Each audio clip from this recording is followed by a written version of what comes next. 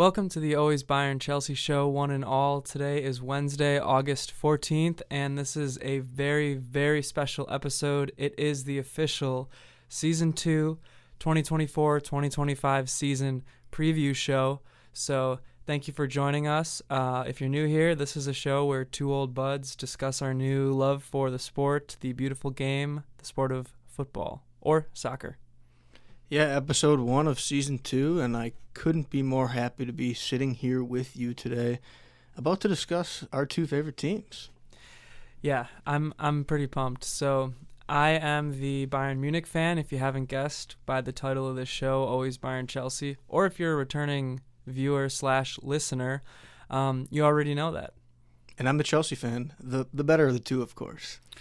All right, well, let's jump right in. And first of all, this is a video episode, so go ahead and check it out on the YouTube channel. Always Bayern Chelsea. Do all the YouTube stuff you're supposed to do, like and subscribe, and that way you'll be notified as the season kicks off and we release more content. Going to be lots of content headed your way this season, whether it's a match preview, a review of a match, talking about transfers as we head through the end of the transfer window, talking about players, talking about tactics, strategy, managers, ownership. We'll be covering it all, so really looking forward to the upcoming season. Totally. So with that, let's hop right in and get started by talking about Bayern Munich. You good with that? Let's do it. All right, so kind of to recap, since we last spoke, Bayern Munich has played 2 more friendlies. And I'm going to start by just briefly mentioning their most recent one because, as you'll come to see, I think the second friendly against Spurs actually says a lot about how the season's going to go. So before we talk about that, I just wanted to mention briefly that yesterday, on Tuesday, Bayern Munich traveled to Austria to play the Austrian Bundesliga team WSG-Tirol. I think that's how you say it.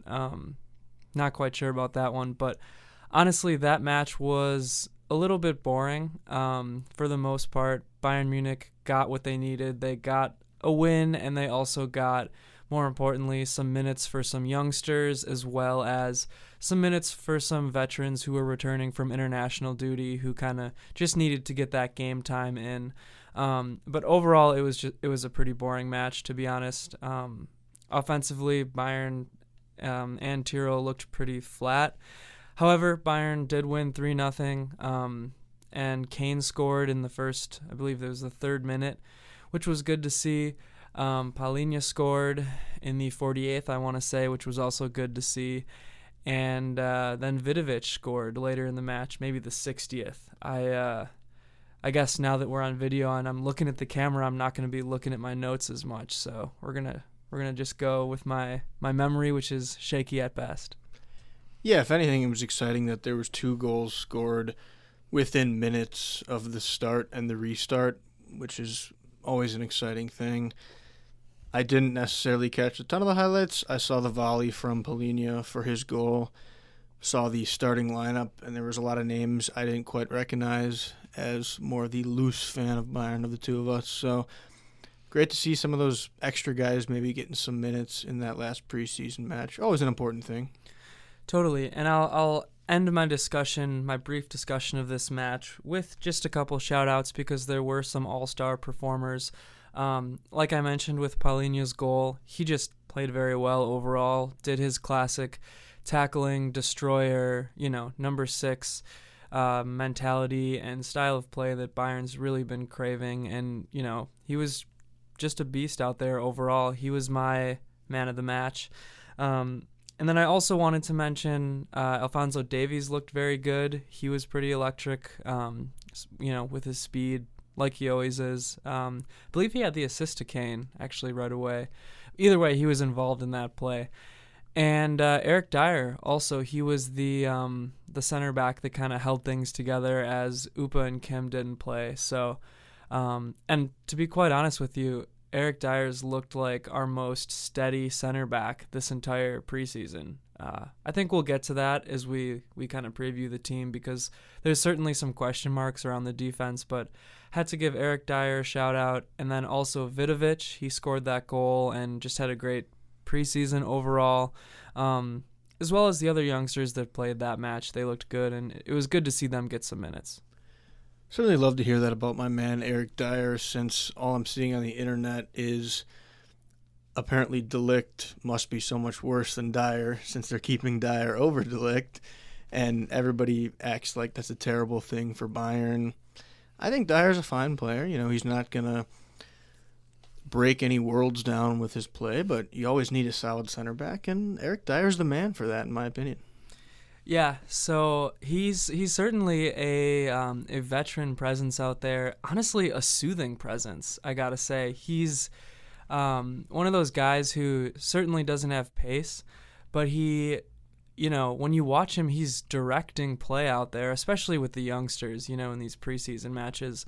Unfortunately, I don't think we're going to see a ton of Dyer this season. I think it's going to be mostly the Upa and Kim show. And then I think once Ito gets healthy and maybe even Stanisic and some others being slid into that center back role, we'll see. But yeah, I did see a lot of that online about De Ligt. And, I got to say, De Ligt and Dyer pretty much started almost every match together at the end of the season there, once Kim and Upa were kind of running to the ground and making mistakes. So I don't know. I think that what the management of the club says is that De Ligt was just making too much money, so they had to sell him. Whatever you want to believe about that, we're going to miss him. Definitely will miss him. Always good having a Dutch player on your team. Really no reason for that. I just happen to like Dutch players. Well, you might want to check out Manchester United then, because they got them all. They got them all, including the manager. Yeah. So, anyways, let's rewind a little bit and look at Bayern's second to last preseason match, a 3-2 victory against Spurs in London.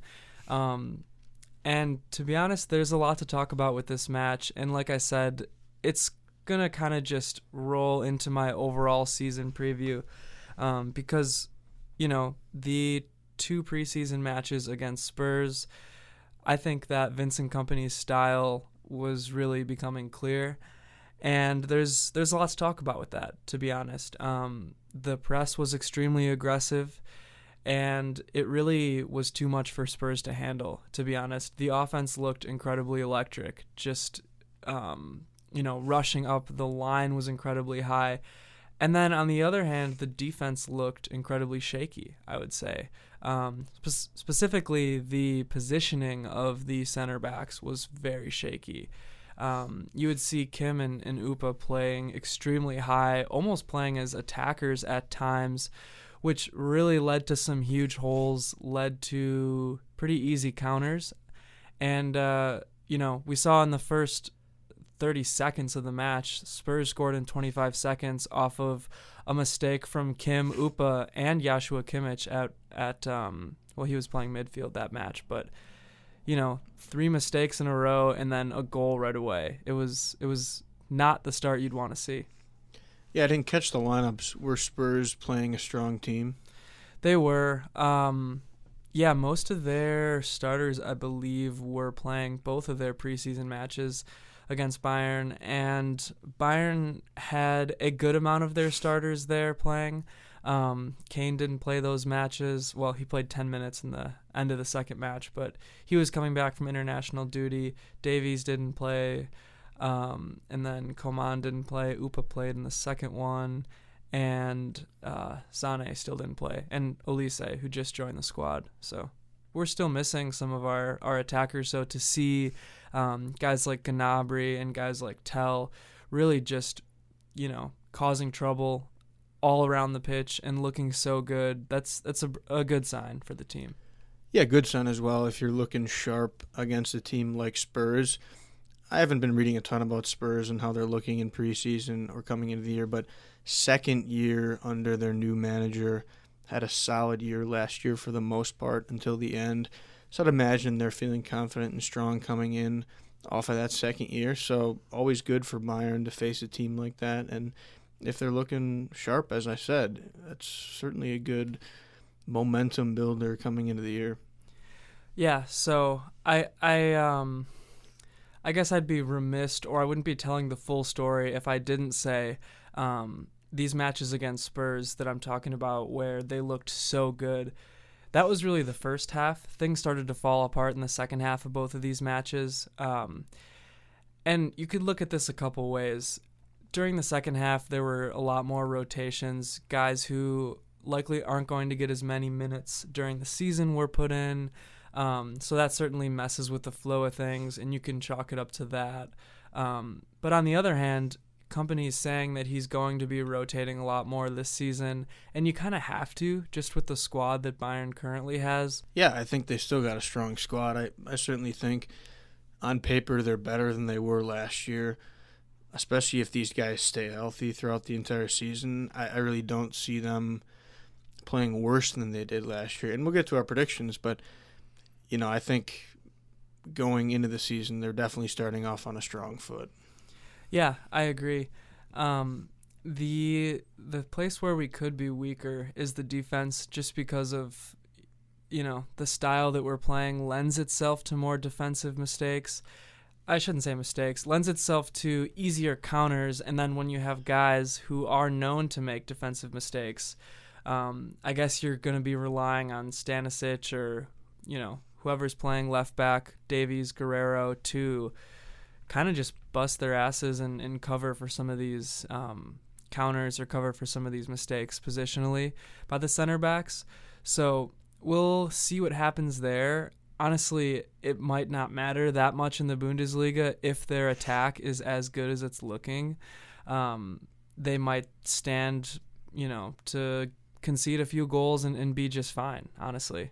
Yeah, that was the point I was going to make, is I think in the Bundesliga, when you're a top team like Bayern, you want to be out on the front foot, trying to score as many goals as you can, being really aggressive. You can take more risks. Teams are going to, a lot of times, sit further back on defense, and they'll try to counter when they can, but Bayern can rely on their talent, their speed, and their power, and just the fact that they go into every single match with better players than the other team.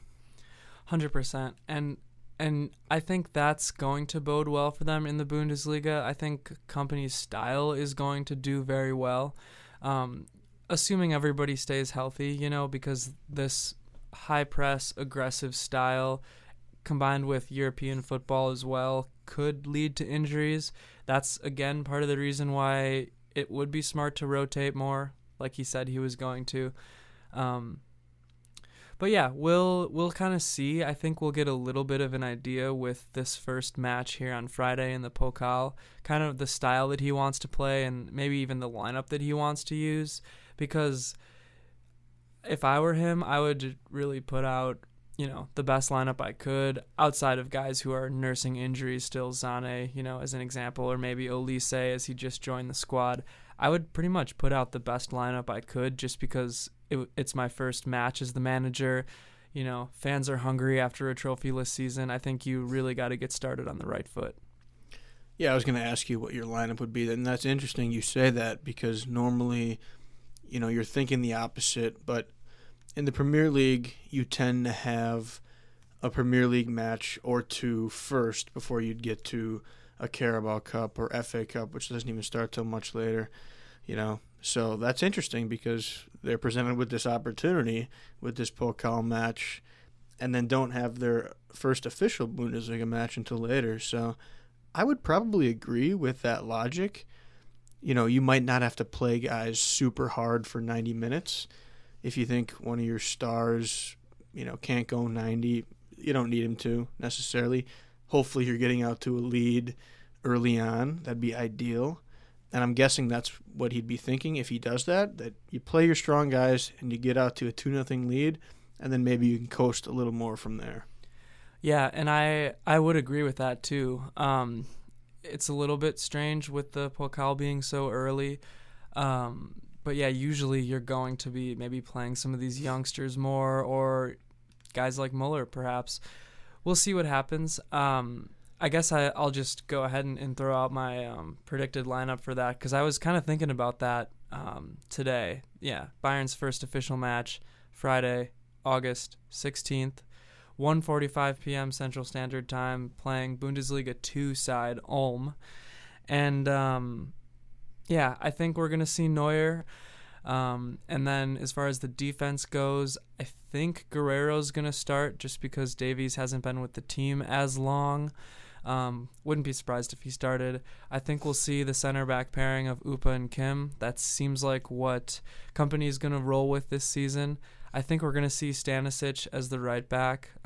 Sasha Bouet is nursing a mysterious injury right now. He hasn't been practicing with the team. It hasn't been reported what it is, so I'm not sure. The midfield, I think we're going to see Paulinho and Kimmich to start.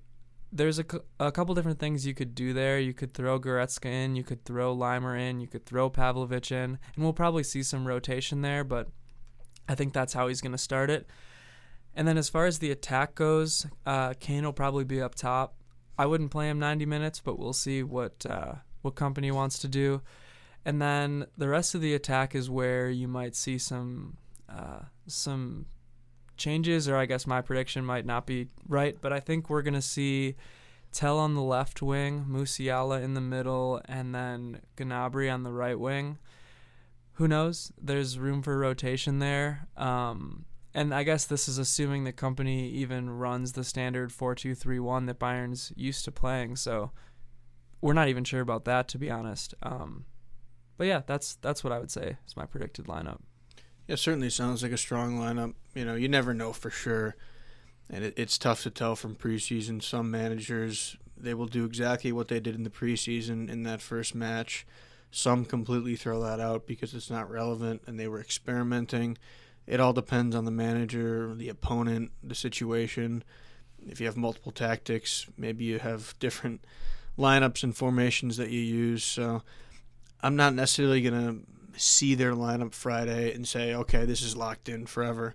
I think he'll probably change things up a little bit as the season starts and we get into flow. We see guys come back from layoffs from Olympics or Euros or injuries, whatever the case may be. But I'm very interested to see what he does and how he manages the game really is what will be important to see. Yeah, I'm looking forward to it. So far, everything I've seen in terms of training clips as well as preseason matches, Company's very hands-on. He's very involved. You can hear him on the sidelines, which I really love. He's got a big, booming, deep, powerful, commanding voice. So I love hearing that on the sidelines. But yeah, let's just end this season preview. I just want to kind of talk about some of the players on Bayern and maybe talk about what's in store for them. Some of them might not even be on the team for much longer, so that's interesting. But let's start with Kane. He's got to win a trophy. That's what he came to Bayern to do. I think he's going to have a great season. It's to be seen whether he plays more of a poacher role, which would be beneficial in this high-pressing offense, or if he does what he kind of did for England in the Euros and for Bayern last year, which was sink back into a more midfieldy type facilitation role. And, he's great at getting assists, but as the world's best goal scorer, sit in the box, man, score some goals, break the record for the Bundesliga, hoist a trophy, do something like that. Yeah, we'll see what happens with Kane this year. He definitely needs that trophy. He needs to score goals, like you said. Needs to sit in the box more. That's what I'm looking for out of him. And I would also say, and this might contradict something I'll say later with some predictions about Kane, but I think he needs to manage his minutes definitely this year. I know I've mentioned that in the past, but those would be my goals for him, would be for him to score as many goals as possible, stay in the box, and stay healthy. And win a trophy. I wouldn't want to see that personally. Just kidding. He deserves it. He's a good guy. Okay, so speaking of Kane, let's move on now to Michael Olise, because I'm extremely excited to see how he links up with Kane on that right winger, most likely, position. just driving in, making stuff happen with his left foot, hopefully scoring a ton of goals, hopefully providing a ton of assists to Kane if he stays in the box.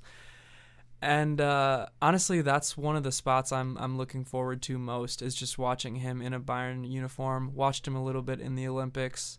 So special, and just really warmed my heart and just got me going seeing him in the Olympics. So I want to see him in a Bayern jersey.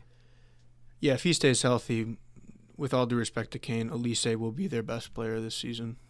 Whoa. Well, let's check back in on that, at a later date. Also, as always, Tell, my boy, I'm excited to see him. He had one of the best preseasons. I would say him and Gnabry for Bayern probably had the best preseason. He's got to get more minutes this year, and it's tough with this overloaded attacking side. Yeah, he's the type of guy where you need to step up. You need somebody else to kind of step up that's young, take some of the heat off of Kane, take some of the pressure off even Elise, because he's got a lot of pressure on his back coming in as a high priority signing. So need somebody to step up. Totally. And the other man who may step up this year, screw it. The other man who is going to step up this year is Serge Gnabry. When Gnabry's on, he's great. If you know any of the jokes, it's just the reality. When the man travels to London for some reason, he puts on a show. He scores multiple goals most of the time when he's in London, and he showed that by scoring against Spurs in the preseason. But he put a smile on my face in the Champions League last year, scoring against Arsenal. He had a game a couple years ago where he scored like 4 goals, I think, against Spurs. So I'm looking forward to seeing him cook this season. I hope he stays healthy, because when he's on, he's the man. Yeah, he's a great player. And I was just thinking through me saying what I said about Elise, when I realized there's another player that realistically should be their best player this year, not Kane. I'll wait to say who it is till you get to him. Let's just say he had a great Euros. Yeah. Fine, we can talk about Musiala.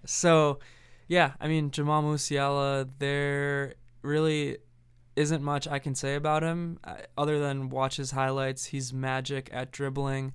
Every once in a while he, in my opinion, puts his head down and dribbles a little bit too much.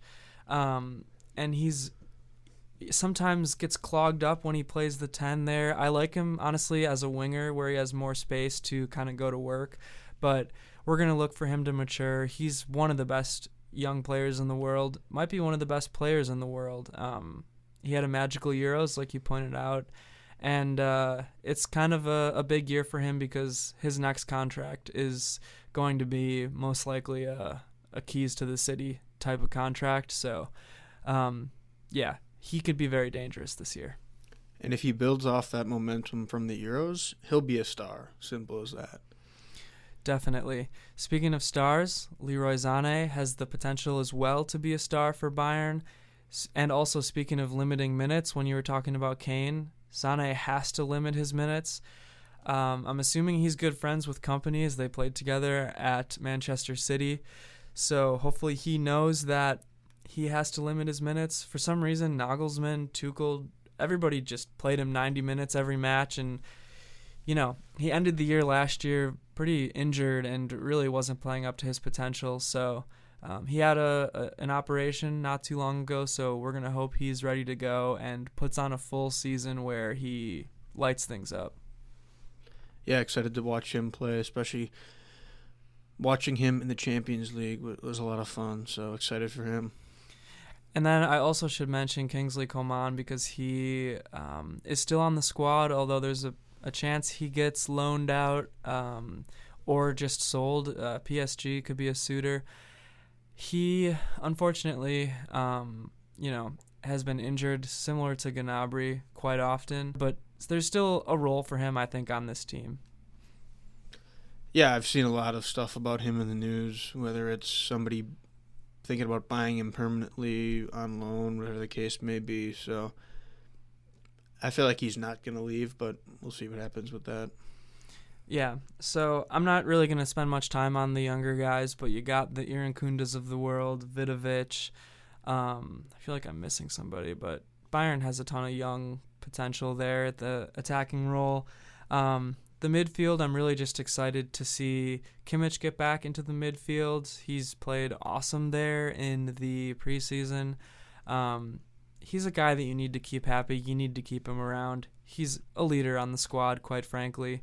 Paulinho, I'm super excited for. I love that style of play, just slide tackles left and right, winning the ball. Just a beast back there, truly a beast.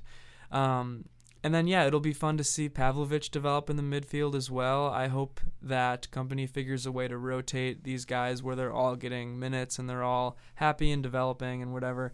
Goretzka is another guy you could see in the midfield. He is being forced out by the club, it seems. By all accounts, he's being told there's absolutely no role for him on the team going forward, which sucks. He's kind of been cast aside before, especially under Tuchel, and he fought for his spot and ended up being an important part of the team. I'm not a Goretzka hater like a lot of fans seem to be. I want to keep him around, especially with injuries. I mean, the man's a great box-to-box midfielder. Konrad Laimer now is somebody also who doesn't quite fit in with the squad. Again, I like him. I'd like to see him get some minutes. He's a workhorse, box-to-box, The man just is a guy who I think you can bring in as a sub and have him really raise the energy of the squad. And this has maybe never been said on any podcast take ever about Goretzka, but the fact that his old team wants him back, the fans, I think it's hilarious. I think it's awesome. I think he should honor those fans. They're really working hard on getting him to come back, and he should just say, I'm one of you guys. I'm coming back. I really want to make a Conor Gallagher joke here, but I'm not going to because God knows what's going to happen with that situation. We'll get there, of course. Actually, not even God knows. It's that crazy of a situation. Totally. All right, so now on to the defense here for Bayern Munich. We lost De Ligt. We lost Mazraoui, two guys who were going to be stable, steady forces back there. And now we're just relying on Eric Dyer as a stable, steady force on that back line. So we'll see what happens. I'm half kidding. I'm half serious. A single tear might have rolled down my face as I was watching Matthijs de Ligt's welcome video to Bayern from a couple years back the other night. And I'm going to miss him. Treat him well, United. Yeah, as I mentioned to you, the guy was hardly on Bayern. I understand he's great. I agree that you didn't want to lose him. I'm sad he's on United now as a Chelsea fan. It's just a little funny to me. I don't know. I think it's weird what Bayern's doing with that whole situation because it seems like they've kind of let some guys go and then not added the pieces that they would need to replace. They've added in some other areas for sure that are great. Guys, we've talked about the Elises and the Paulinhos, but I don't know, part of that strategy to me is weird. I will say Vincent Kompany, being one of the great center backs that we've seen in football, I'm guessing he's got it figured out and knows what he wants in that position, so I wouldn't be too worried as a Bayern fan. Yeah, and like I mentioned before, what is going to happen, I think, with the style the Kompany wants to play is he wants center backs who can damn near be attackers, who can play in the midfield, really press that line up and facilitate things. De Ligt really isn't that. De Ligt, and neither is Dyer, honestly. But De Ligt was one of those guys who would just be a beast and defend the goal and would really just save any sort of threat, any sort of defensive breakdown. De Ligt would be there and just lead the back line positionally, in terms of how he carried himself, in terms of how he communicated with people. And Bayern doesn't have that anymore. So that's what I'm worried about, especially with guys like Kim and Upamecano who haven't played as well as you would have hoped at Bayern. And that's not to say that they're bad players. They're certainly great players. But they're kind of just heading into a prove-it year, I would say, because there's really only so many big mistakes in key matches that fans can take. Yeah, we'll see if it works out for Kompany.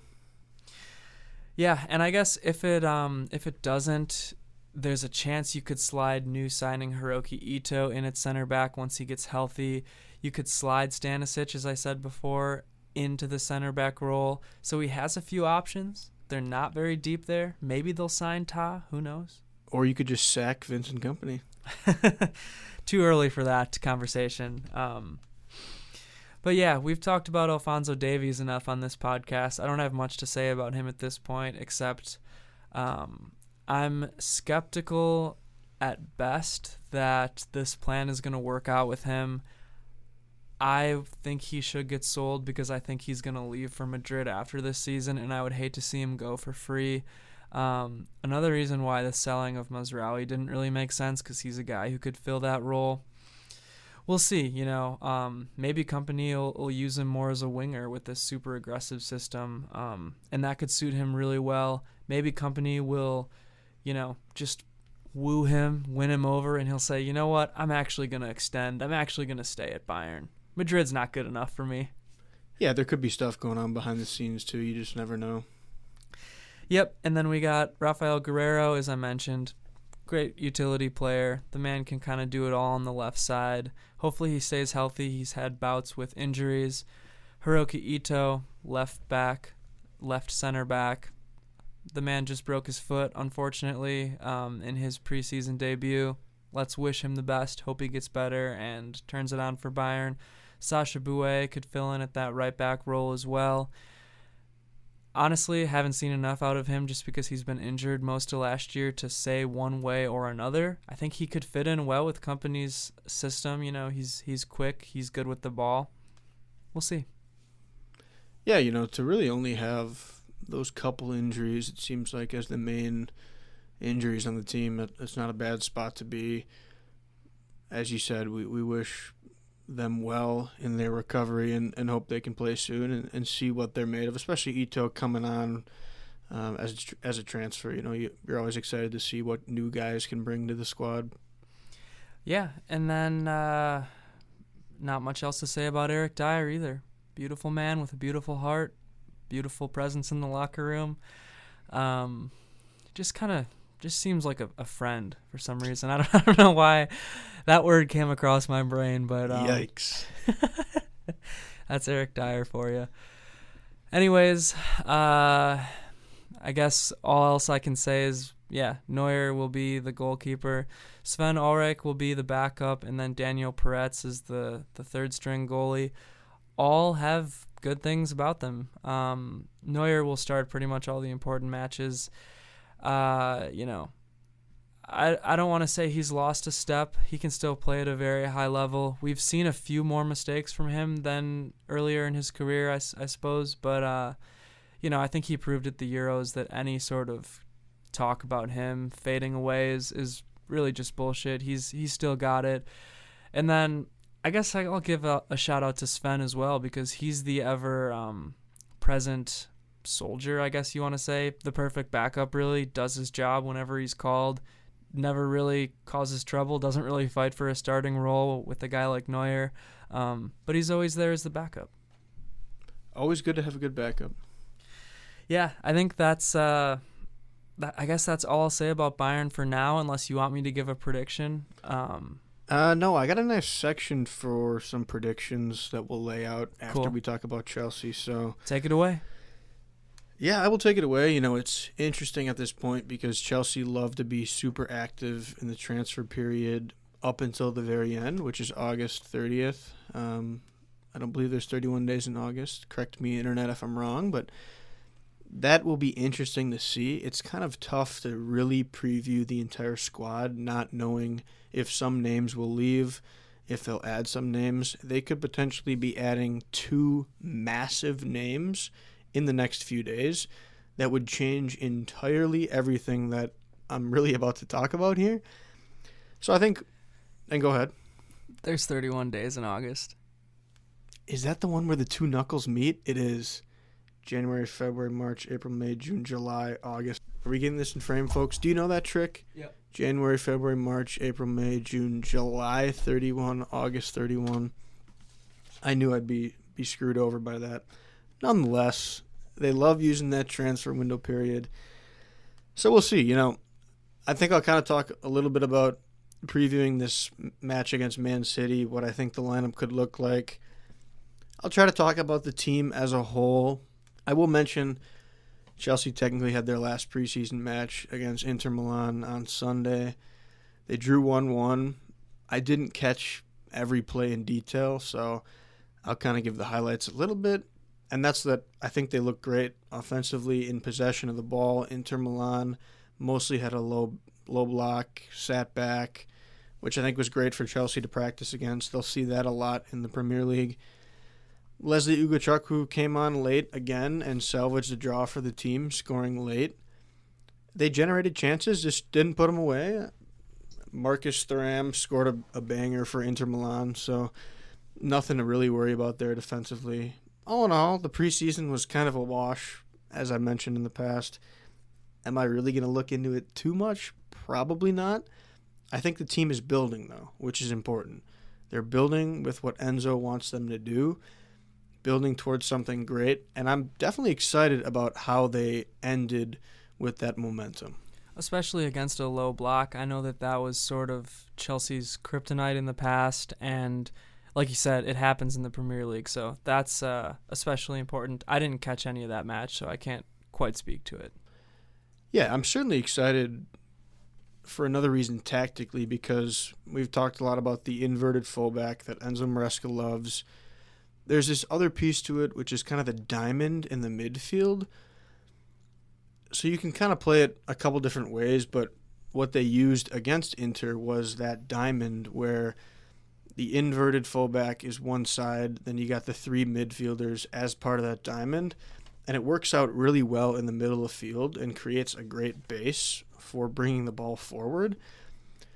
I could show it to you on pictures later, but it's actually pretty cool, and you can literally see it exactly looking like a diamond and how the players are set up. So that's great that they're actually successfully managing that.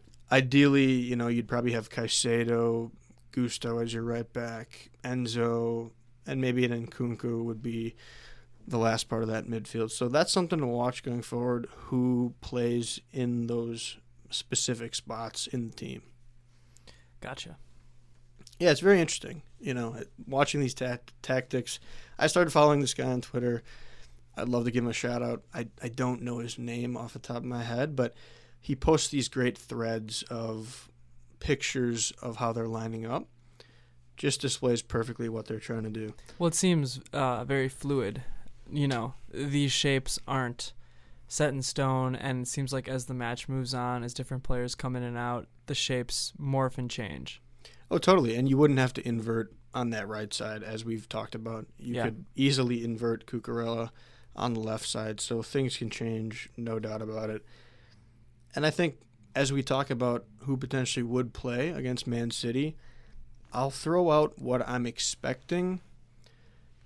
This could be way off. It's just based on who will be available in my eyes, who I think is mostly fit at this point, and ultimately who I think deserves to play based on some preseason. Sanchez, as much as I'd love to see Jorgensen, I think Sanchez will start the year as the number one keeper. You just kind of got to see that through, as I've talked about.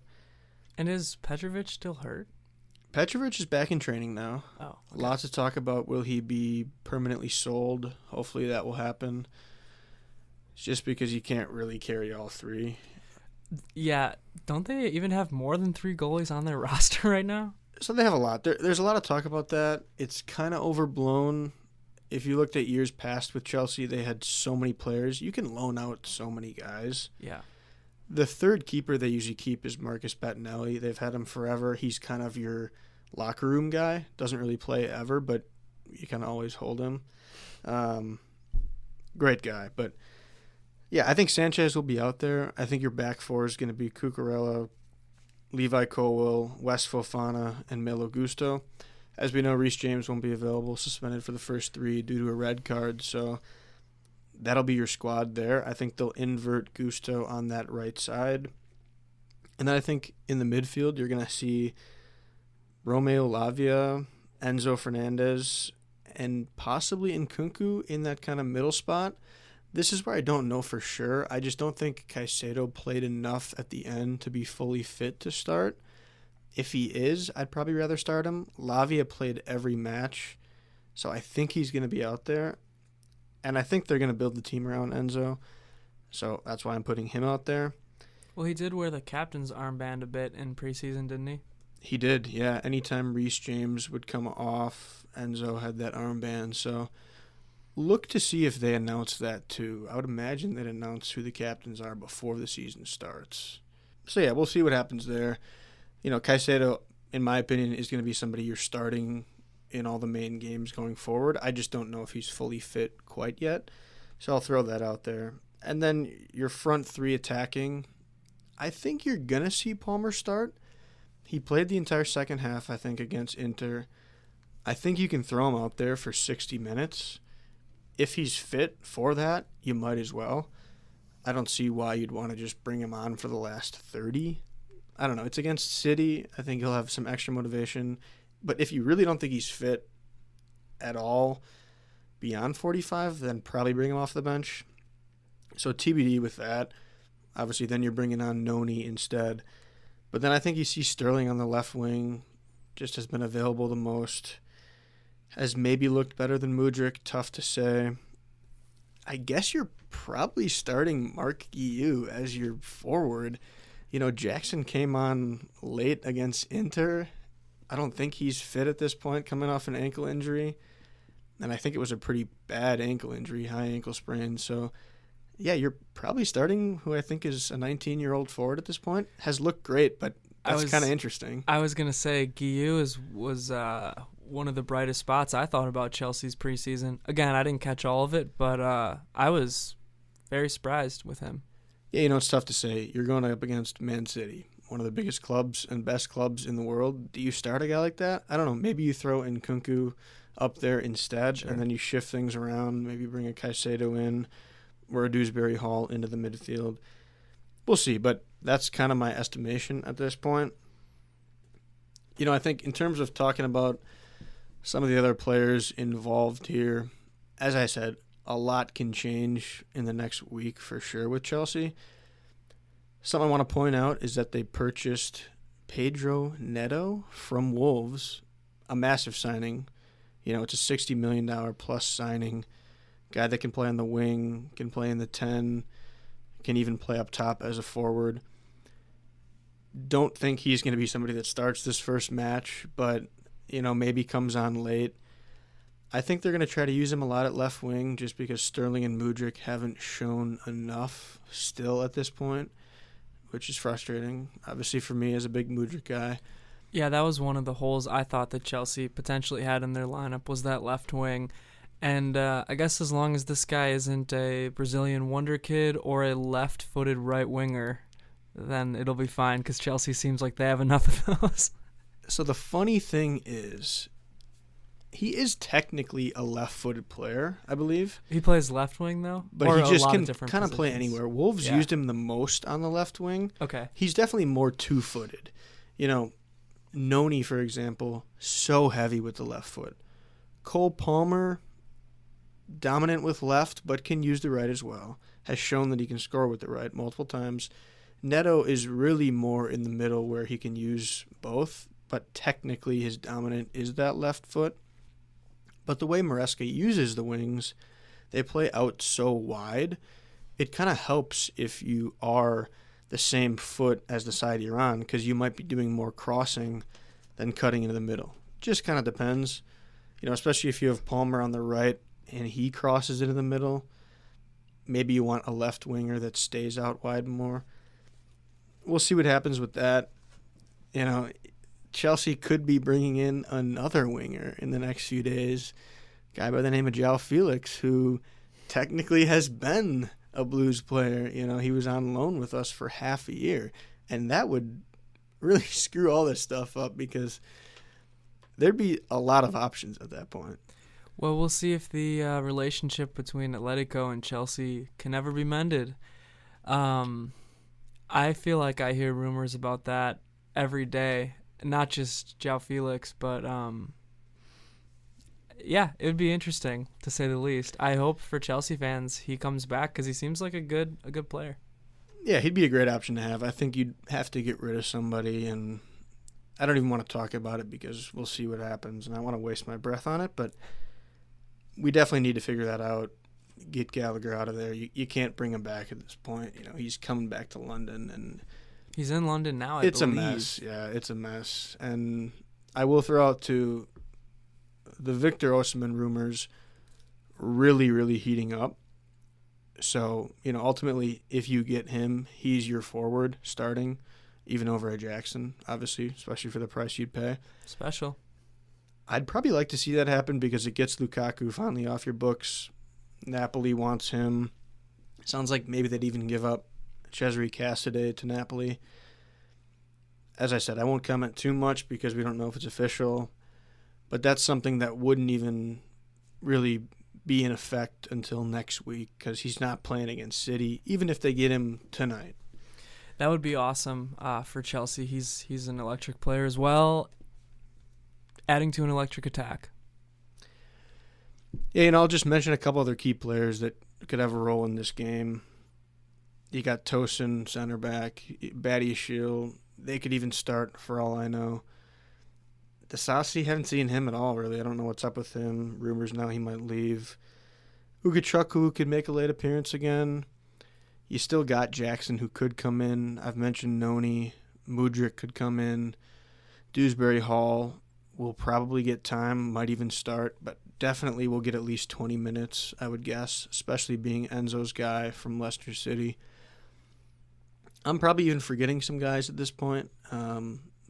A Renato Vega. Could he play at left back? Maybe. Who really knows?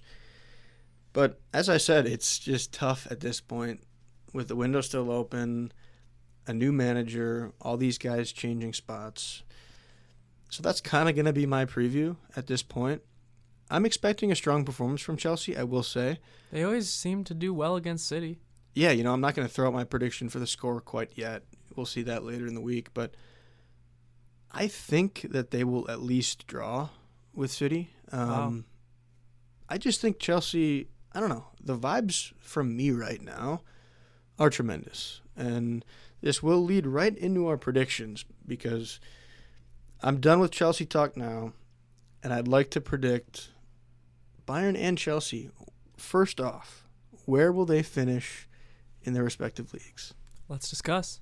Yeah, so let's talk about some predictions. The most important is where they will finish in the table. First, we'll start with Bayern. Where do you think they'll finish in the Bundesliga this season? All right, we'll start with Bundesliga. This is my most exciting thing. Bayern's going to win the Bundesliga this year. All right? Might sound crazy. No disrespect to Leverkusen. I think they're an incredible squad. I think they'll be incredible again. But I don't think they'll be able to recreate the no-loss season that they had last year. And I think that Bayern's going to be incredibly hungry in the Bundesliga.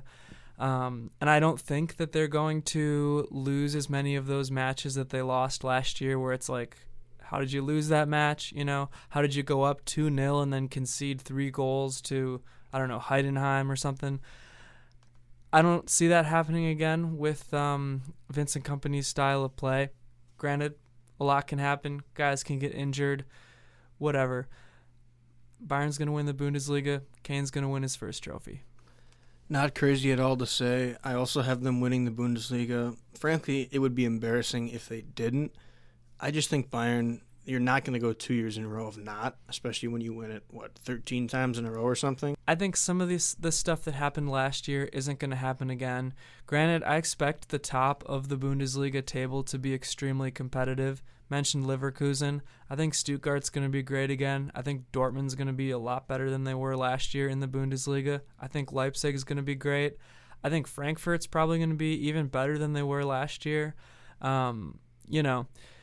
We all joke about a farmers league, and the bottom of the Bundesliga, competition clearly isn't as good as a Premier League, but I'll go on record and I'll say that the top of the Bundesliga table will perform well in Europe, and just like they did last year, I think the top of the Bundesliga is great, is competitive, is super fun to watch, but Bayern's going to come out on top.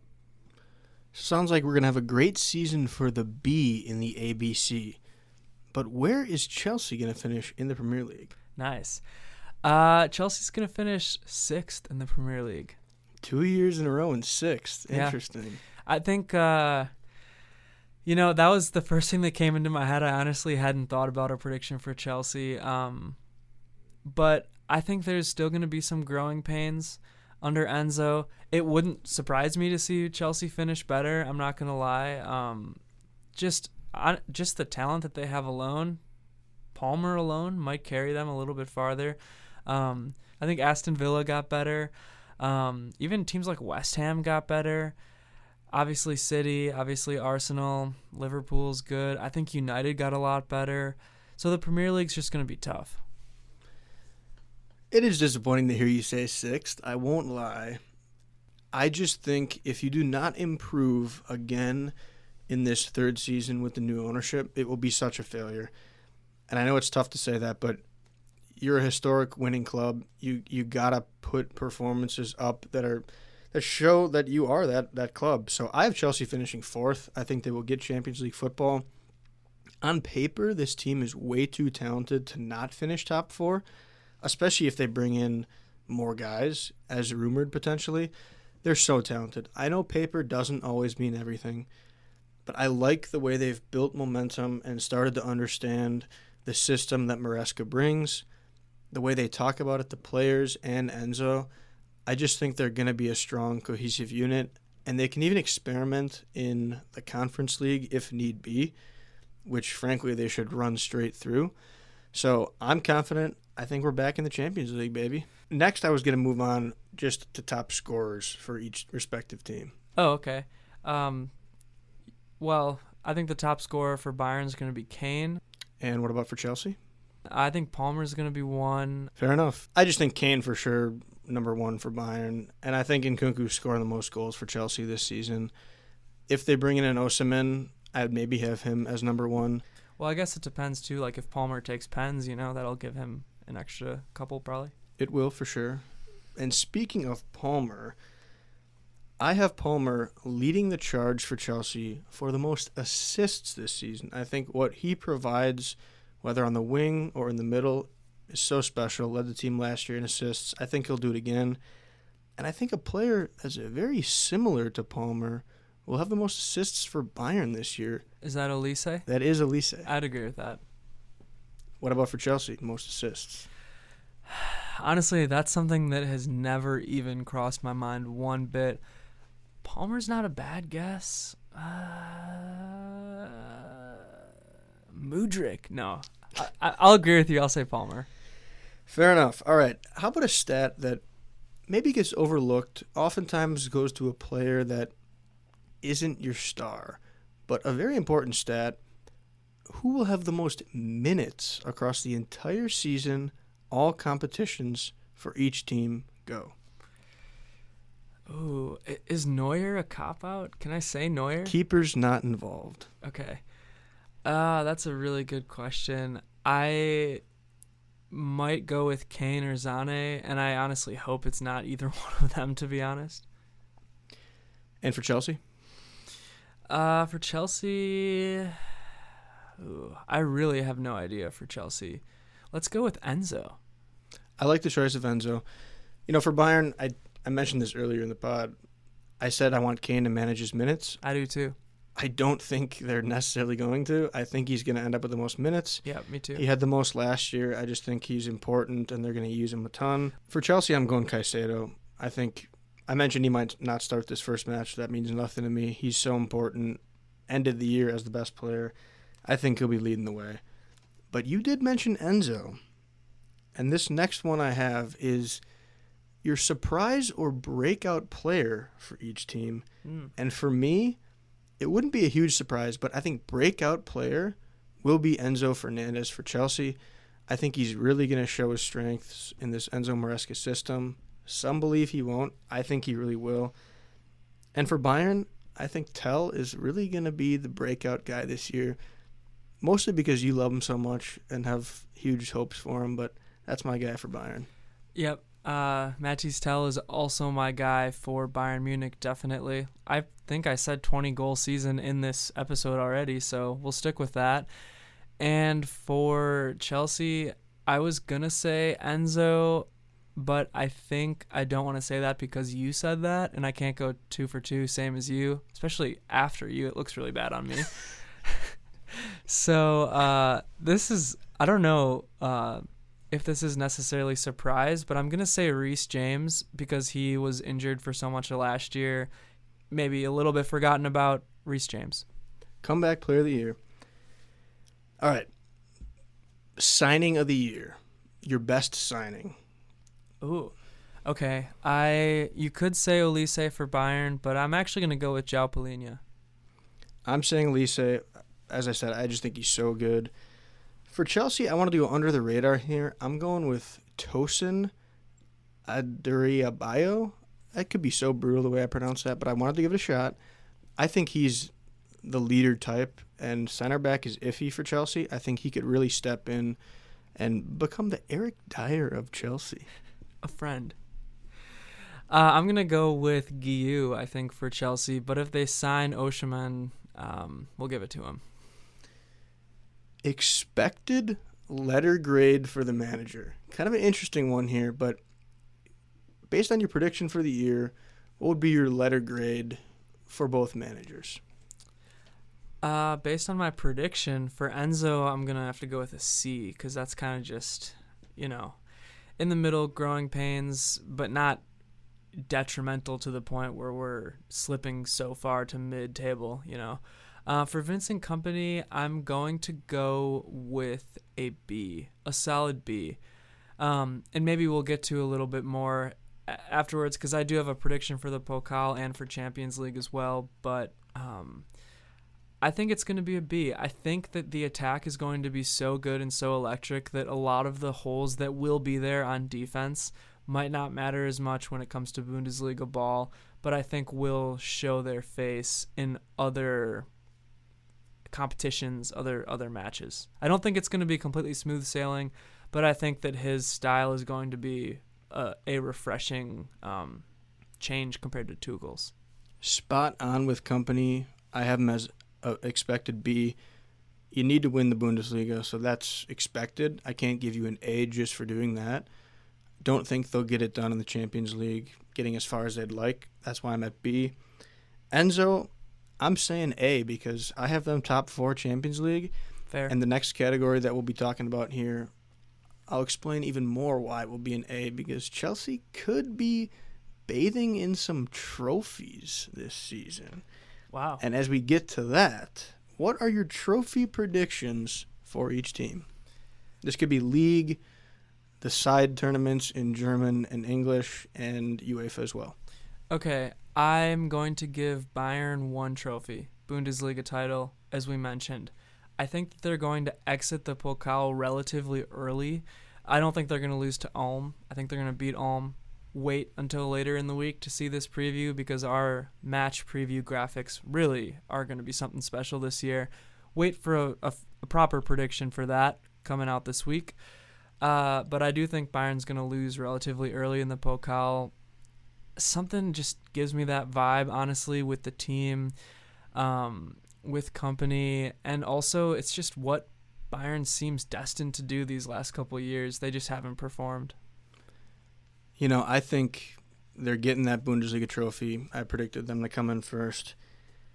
I think they win the Pokal. I don't know enough about this tournament.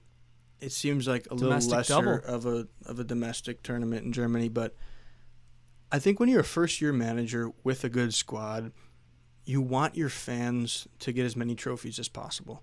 So I think they actually will be motivated to do well. I understand they're in the Champions League, so they're going to try to do well there too, but I just think they're going to take as many opportunities as possible to get back to winning ways. They didn't have winning ways last year. I think they're getting back to some winning ways. Well, if they win the domestic double, I'll have to buy you a cheeseburger or something because that'd be quite special. I do have an oddly specific Champions League prediction. If you want to hear that now, if you want to hear that later. Might as well say it now, yeah. Okay, so I think Bayern Munich is going to advance to the the knockout round of the final 8 of the Champions League, and they're going to be motivated because the final is in Munich this year, so that could be some extra spice, some extra icing on the cake for Bayern. However, I think they're going to lose to Real Madrid wherever they play them. So if they're on the opposite side of that knockout round, that would mean they're going to lose to Real Madrid in the final. If they face them in the quarters, they're going to lose to them in the quarters, face them in the semis, etc. That's my prediction for the Champions League. Was the final not in Munich this year? No, it was in Wembley. Oh, you're right. The Euros was in why was Germany. Yeah. Yeah. That's probably what I'm thinking of. Yep. And then I guess I'll give Chelsea a trophy, though. How about the Conference League? Well, if they don't win the Conference League, somebody's getting fired. That's for sure. My prediction for Chelsea, I have them going to the Champions League. You don't get a trophy for that. It's a good accomplishment. They're definitely getting that Conference League. If they don't, it's downright embarrassing. Hold on. Sorry. I need to rewind a second. You're predicting Kane's going to have 2 trophies? That just dawned on me. Maybe he got hurt before the season even started. Okay, it is wild. Continue. A blind squirrel finds a nut, ladies and gentlemen. So, Conference League for Chelsea, I think they're lifting the FA Cup. Wow. I just think Chelsea, the vibes, once again, I hate to say vibes again. It's such a buzzword these days, but boy, oh boy, they're so high for me right now. I think they're getting something else, an extra piece of hardware. I just think they've gotten close last year. You know, historically, the last few years they haven't done great in Wembley, but I think they're getting that FA Cup too. And it's going to be awesome. It sounds like you and the vibes both might be high right now. Maybe I am. Who knows? That would be awesome. And that wraps it up for the predictions I have. I think that covers most of it. It sounds like, you know, whether it's me or you, we're both predicting some happiness for the pod, which could be a great thing. I mean, you're predicting 2 trophies for each. I'm predicting 1 trophy for each. And, you know, if that comes to fruition either way, cheeseburgers all around. To those who used to say I'm not an optimist, I just proved you wrong. Well, that's special. That's all I had as well. So I'm good to call it there if you are. I will add one more piece. If you're a Milwaukee listener, Saturday, this weekend, head to Red Lion Pub in the morning. There'll be a group of Premier League fans, me included, potentially Danny. So go there and we'll watch some Premier League. Yeah, and as always, follow the Twitter account too, at Always Bayern Chelsea, because we'll be posting live as matches go on, as news breaks, etc., etc. Listen on Apple or Spotify or YouTube. Watch the videos. You know, we got some exciting stuff going on. I'm not so great at plugging, but that's what I got. Sounds brilliant. All right. Mia san Mia. Up the Chelsea.